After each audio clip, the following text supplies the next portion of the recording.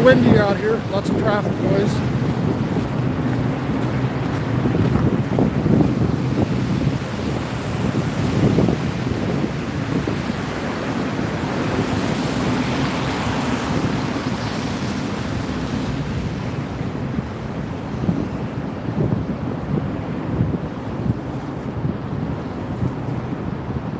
Hey there everybody, Drew with Auditing Reno 911, and I'm out here on East 4th Street in Reno, Nevada at the CARES campus. For those of you that don't know, the CARES campus is Washoe County, Reno, Nevada's homeless center. And I'm out here to ask a question. I don't expect anybody to answer it, but the taxpayers might want to know about it.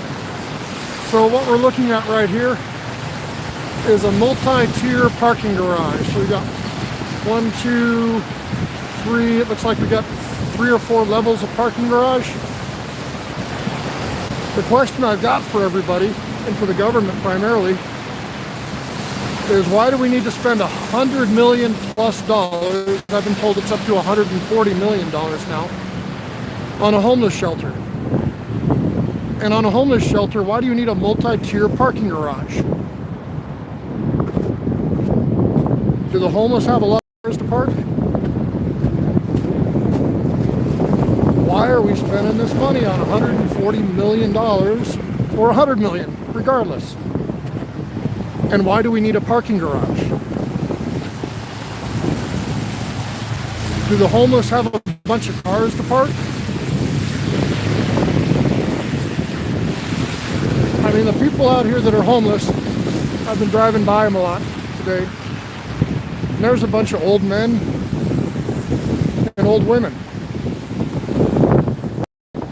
How's it going? I don't know if you know the answer, but why do we need a parking garage for a homeless center?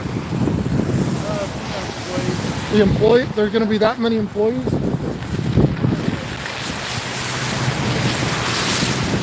That's 100 million, I've heard 140 million for this thing is what they're spending. I haven't heard of I just wonder. Oh, it's county. It's all taxpayer money. No. Yeah, it's all taxpayer money. Well, what they're doing is the government's giving these nonprofits all this money, and you can't track the money once the nonprofit gets it. So the nonprofit's doing all this stuff, is my understanding. And that's why I'm sitting here going, why do you need to spend $100 million on a fucking homeless center? Wouldn't it be better to give that money to the homeless people instead of a parking garage? I mean, you got a job, so God bless you. But yeah, but you know how the government is, states, it's like with the roads, you know. Spend it or lose it. Okay, we'll spend it. that's what they do, just spend it. Yeah. Have a good one, man. Thanks.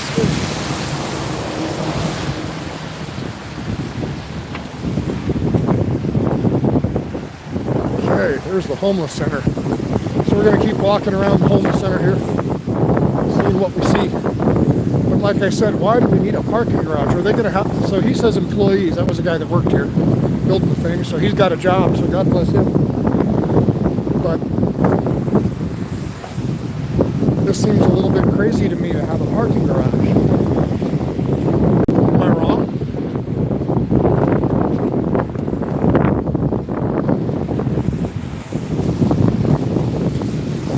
It's the edifice for the homelessness.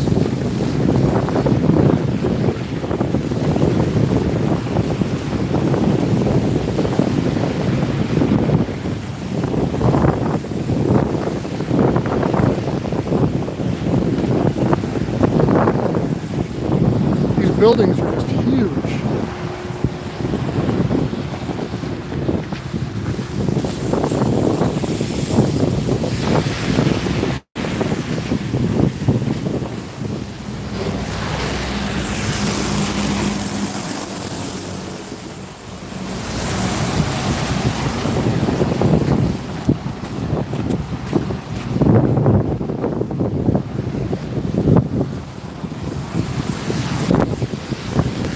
Yeah, I think there's got to be a better solution to helping these people.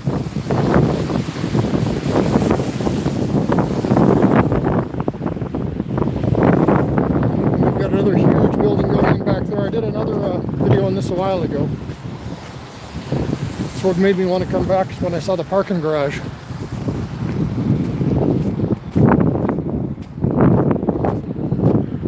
Maybe somebody else out there's got a better answer as to why do they need a parking garage for a homeless center.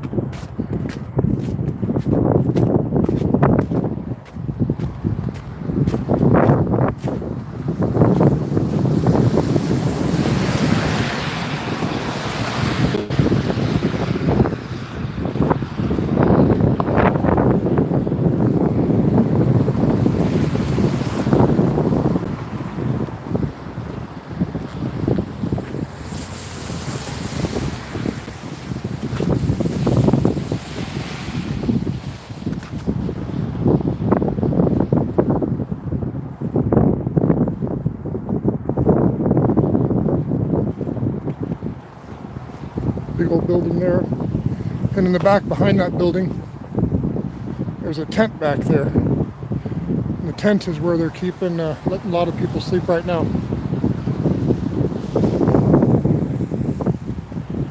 So a bunch of people in the tent. And in this other section, you can't really see from here, they've got another 84 bunk beds. And that's in the other video that I did. They had a public ceremony where they opened it and I went in and took a picture of all that stuff.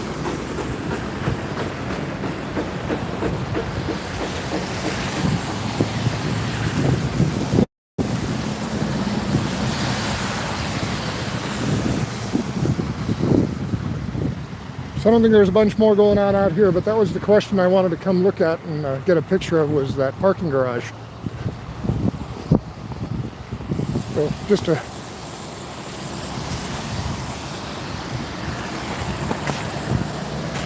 quick little trip. Then they've got those motel over there. That place has been closed for a bunch of years. Evidently several years ago some people came through and stole all the wiring out of the thing. And then they've been remodeling it since then. So it looks like they may actually be opening up pretty soon.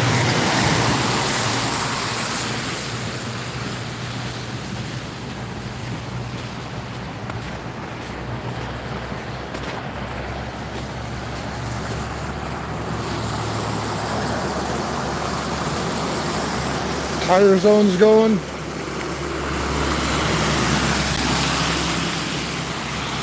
And let's cross the sidewalk over here if we can in a second.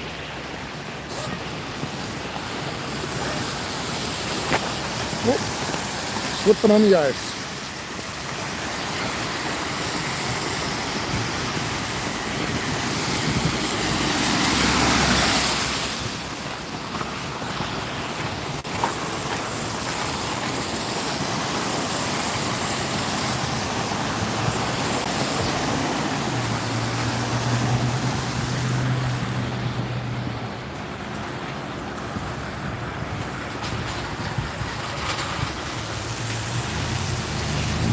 And back over here on this side of the street, they've got more help for people that need some help. And I guess the reason I question all these things are the deals that the government does with these nonprofits. From what I understand, all this property here, Hope Springs, there was a lease involved with the city of Reno, or a purchase, however they acquired it, for the nonprofit for $1 or something like that, for all of this land back here. And they do some good. They give some people little houses right here. They're pretty small, but from what I understand, they charge them a lot of money per square foot. A lot more per square foot than what a traditional apartment costs. So with all the money, who's getting it? They build some nice buildings though.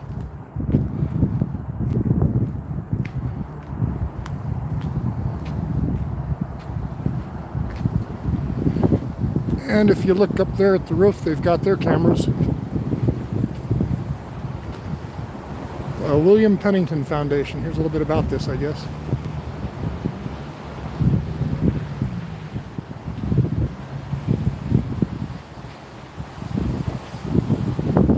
And it's no Second Amendment right zone. There's some more little houses back there. And then if you look beyond those other fences back over there, they brought in those trailers. And from what I understand, they bought those from the oil fields in the Dakotas. And then they use all those for to help homeless people too. So there's some help going on here. I just question the costs. And how well is the money being used? And who's really benefiting?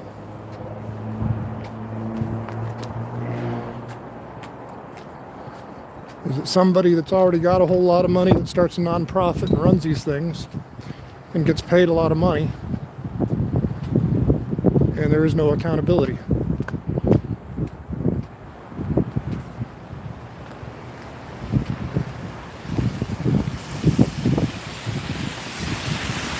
Yeah, I don't think they could attach a law. This is a private public facility. The public gave it to this private entity. So since it's a privately run facility, I don't even think it's public property anymore. I'd have to go look at the property maps to see how it was deeded over. But is it even public property? So yeah, they just get rid of the Constitution and let the government run things. And then they collect all the money.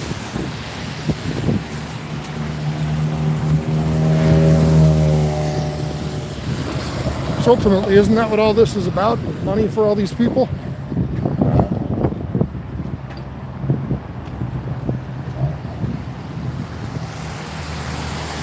And there's Hootin' Tires. If you need some tires, they're good people over there. I'll give them a plug.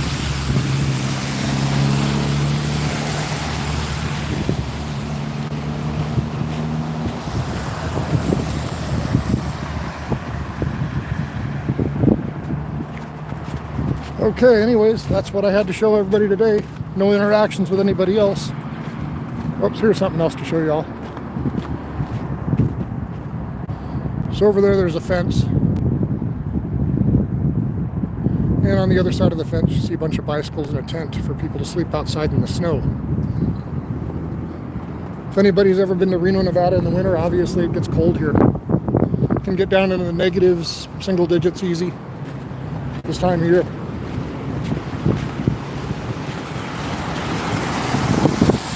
It's not a warm place in the wintertime.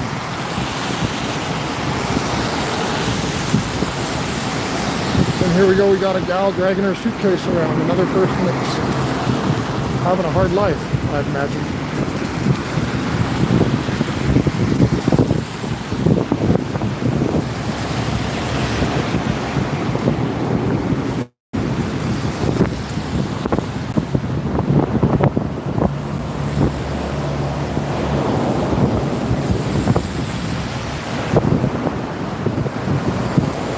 Well, taxpayer paid it, it should be public property, I would agree. And I think that's part of the problem with our system currently, is our government started to bring in all these non-profits.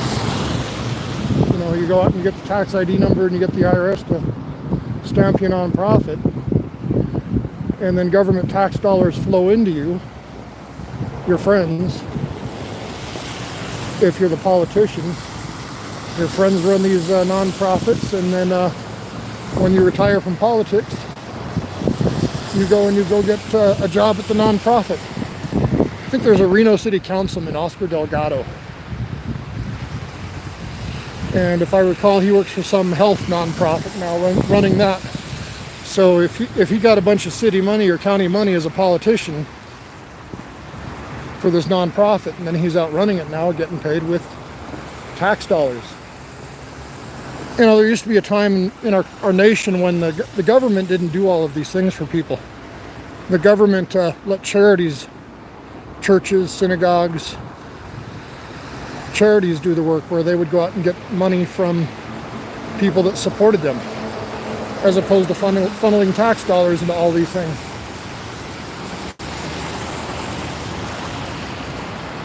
There's a guy living in probably used to be a cool old motorhome.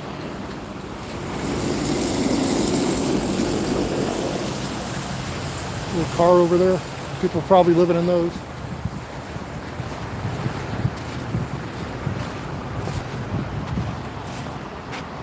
Okay, everybody, I'm done with this one. Y'all have a good weekend if I don't see you sooner. I appreciate the views. Thank you.